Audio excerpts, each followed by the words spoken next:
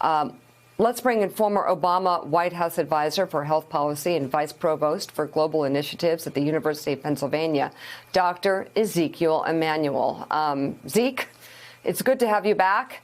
And it's bad to have you back because you come on when things get really serious. And I guess I'd like to start by asking you where we stand with this Delta variant, and if things don't dramatically change and people don't start working hard to get the vaccines all across America, including the vaccine hesitant, what's going to happen with this virus? Well, the Delta variant is about 100 times more transmissible, which means earlier in the infection, people transmit it, and they transmit a large amount of virus. And that means it spreads very, very easily. And it does spread, including to people who have been vaccinated. And that's been one of the drivers of the explosion in Florida. The other thing that it's done, and I think I would emphasize, is you're seeing a lot of younger people in the hospital. Reports all over the country, including in Florida, is that it's not the elderly because we largely got them vaccinated, but it's younger and younger people who are now entering the hospital. And that is very distressing to healthcare workers. And their course is much more precipitous. So they go along and they really get sick very, very quickly. So we report on hospitalizations, we report on the deaths. But remember, it's changed since last March because of more younger people and much more rapid declines. They don't linger for days and days and days in the ICU. So New York Mayor Bill de Blasio is urging the city's private businesses to require their workers to get vaccinated against COVID-19 and signaled that he would introduce similar measures for hundreds of thousands of municipal employees. This is according to the New York Times. The mayor's comments came just days after he announced that all employees in the public hospital system would have to either receive a vaccine, a virus vaccine, or submit to weekly testing. So, Zeke, you say you're a strong proponent of the vaccine mandate for medical personnel that Mayor de Blasio has implemented, and you'd like to see the private sector do the same. Explain your position on this. Well, way back in April 14th, the day we had the highest vaccination rates in the country, I supported and came out with an op-ed that healthcare workers have to be mandated to get the vaccine.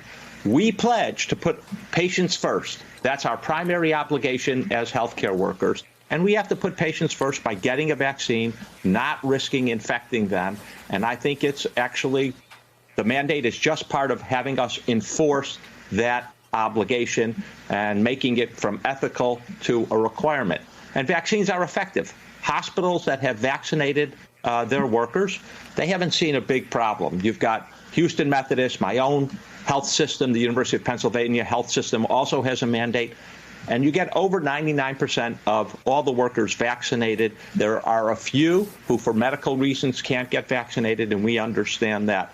Similarly, long-term care facilities where the companies have required their workers to get vaccinated, they have over 95% vaccinated and some 100% vaccinated without lots of people going for the doors and quitting.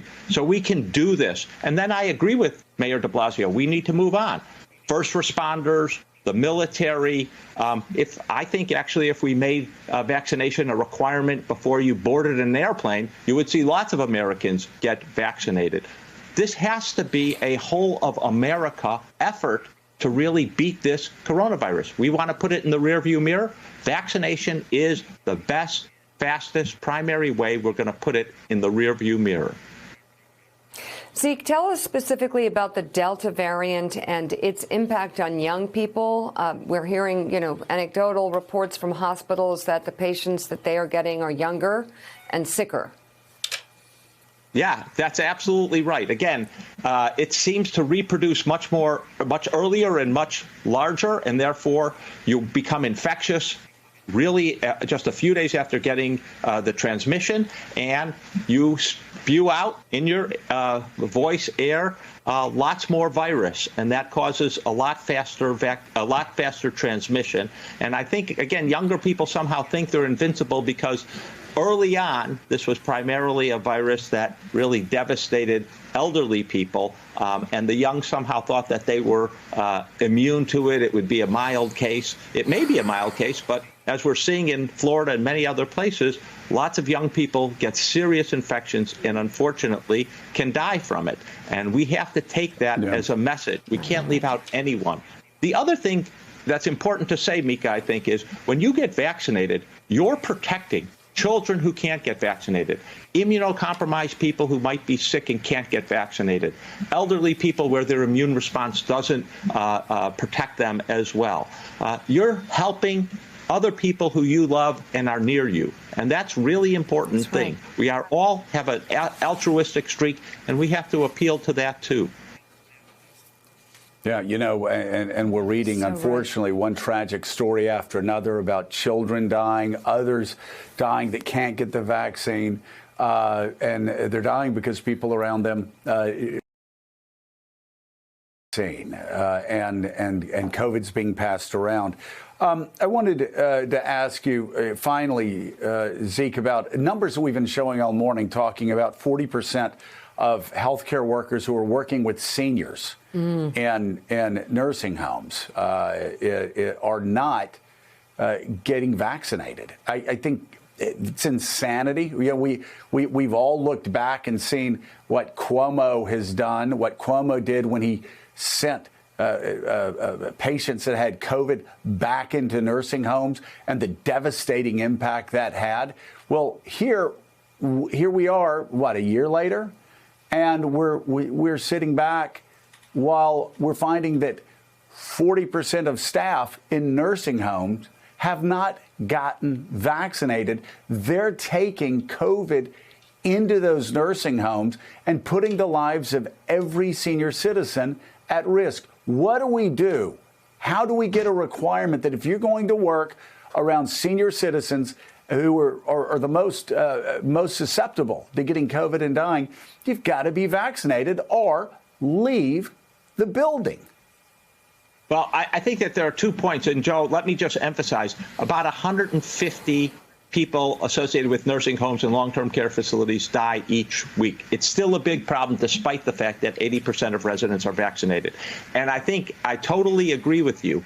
We have to mandate all healthcare workers, whether hospitals, physician offices, ambulatory surgical centers, pharmacies, and long-term care facilities, nursing homes, skilled nursing facilities, all be vaccinated. I think it has to be a nationwide mandate. I agree with what they're doing in France, and I've been calling for it for over 3 months.